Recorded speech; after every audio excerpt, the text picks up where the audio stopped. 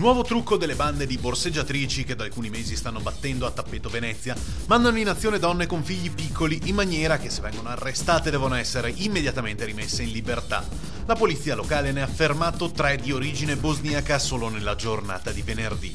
La prima, di 27 anni, all'imbarcadero della linea 2 della ferrovia stava tentando il borseggio ai danni di una cittadina cinese, ma è stata intercettata. Ma non appena i vigili urbani stavano per portarla via, lei ha fatto un gesto. Subito è stata raggiunta da una parente che le ha consegnato il figlio di 6 mesi. Tale circostanza ha comportato la semplice denuncia a piede libero.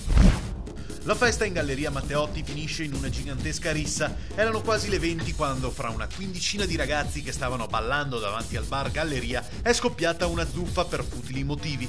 Il tutto è stato sicuramente favorito dalla grande quantità di alcol bevuta già dal primo pomeriggio. I protagonisti della gigantesca zuffa erano tutti stranieri residenti tra Tessera e Favaro.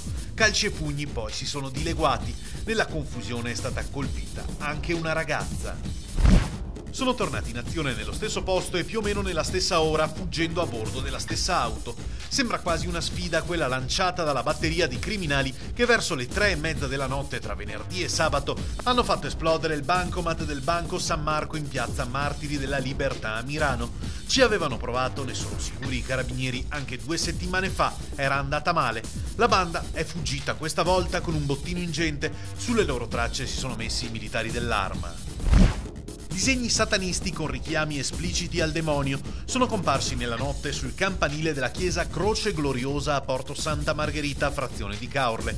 Il muro è stato trovato così venerdì mattina deturpato da grandi simboli tracciati in rosso, inni al diavolo, apposti in segno di sfida sulla parete dell'edificio sacro. Una brutta sorpresa apparsa proprio davanti agli occhi del parroco locale Don Antonio Gusso.